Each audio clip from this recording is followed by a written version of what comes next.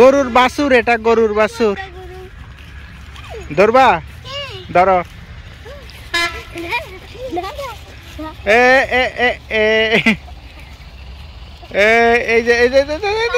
হাম্বাই দুধু খায় বাবা, হাম্বাই দুধু খাচ্ছে। হ্যাঁ, সে ছোট তো এই জন্য দুধু খাচ্ছে হাম্বাই, বুঝতে পারছো?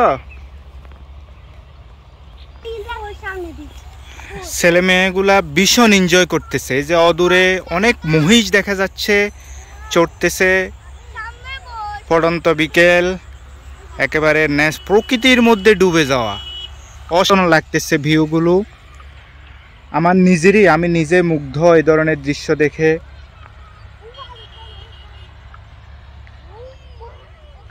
মাশাআল্লাহ, আল্লাহর অপরূপ সৃষ্টি, কি যে ভালো লাগতেছে।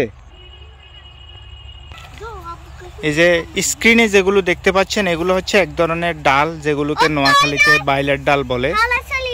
এই যে ডালের খামার, এগুলো নর্মালি ওই যে গরু মহিষের জন্য কৃষকরা করে থাকেন, আবার এটা থেকে ফসলের জন্য অনেকে করেন, বিভিন্ন উদ্দেশ্যে করা হয়।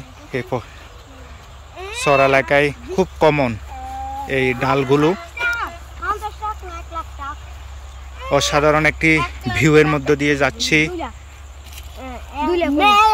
এই যে একটি মহিষ ঘাস খাচ্ছে, আমার দিকে তাকিয়ে আছে যেন। মহিষ বড় বড় শিং তার, খুব ভালো লাগতেছে দৃশ্য।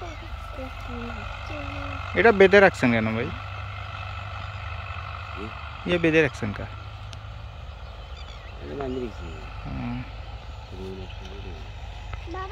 হ্যাঁ বাবা, ওই আঙ্কেলকে জিজ্ঞেস করো কেন বেঁধে রাখছে।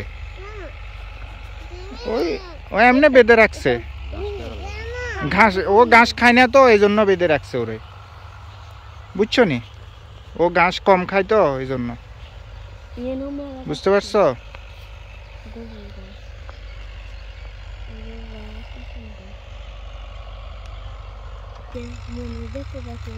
একেবারে মহিষের পালের মধ্যে আছি আমরা, বুঝছো বাতিজা?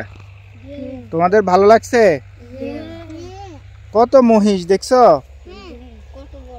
হ্যাঁ, বড় বড় মহিষ না সব? তোমরা বলছো না মহিষ দেখবা? এই যে মহিষ, বড় মহিষ, ছোট মহিষ, কত রকমের মহিষ দেখতে পাচ্ছ?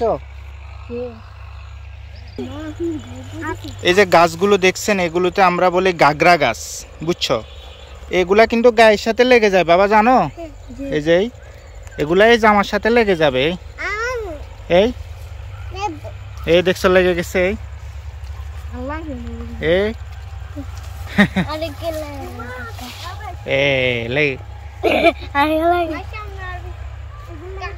এই লেগে গেছে, তোমার তোমার গায়ের সাথে লেগে গেছে। যাও,